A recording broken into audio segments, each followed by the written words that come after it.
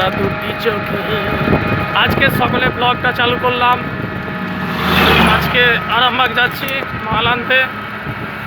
সুন্দর সকাল থেকেই রোদের জোর, প্রচণ্ড রোদের জোর। সকাল 5টা থেকেই রোদ উঠেছে, এখন বাজছে 6:45। রোদের জোরটা দেখেছেন, একদম পুরো একদম মনে হচ্ছে 400 পাওয়ারের ভোল্টেজ, তার থেকেও বেশি হতে পারে।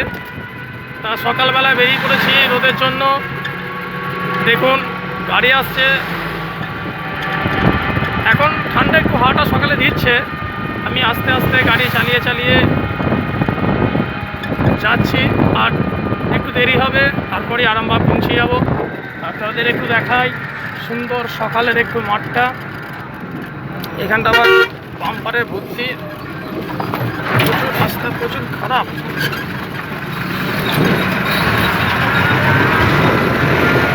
রাস্তায় যে মাটি পড়েছে সব।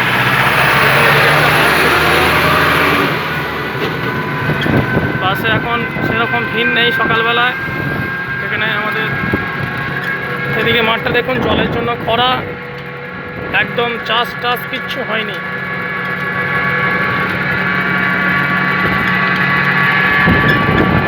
চারদিকের মাঠ পুরো দেখেছেন খরা।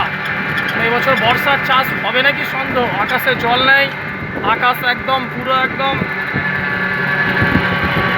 রোদে একদম চচ্চড়িয়ে গেছে, জল ফল কিচ্ছু হচ্ছে না। চিন্তায় পড়ে যাচ্ছি আমরা সবাই যে বর্ষার চাষ কী করে হবে। দেখেছেন রোদের তেজ দেখুন একবার, রোদের তেজটা দেখুন একবার, আপনারা সবাই রোদের তেজটা দেখুন। এদিকে একটা আমাদের মতো টোটো দাদা আসছে, সকাল সবাই কাজে বেরিয়ে পড়েছে, সকাল ঢুকে যাবে বলে। দেখুন মাঠটা দেখুন একবার, সব খড়িয়ে গেছে। এটা মানে প্রচুর জল হবে, তারপর মাঠে জল দাঁড়াবে, তাহলে জল দাঁড়াবে না। দেখেছেন তো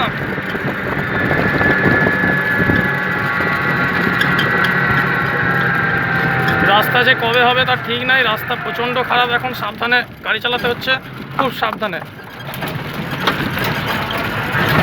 এখন ভিডিও বেশি দিতে পারছি না, কাজের চাপে পড়ে গেছি।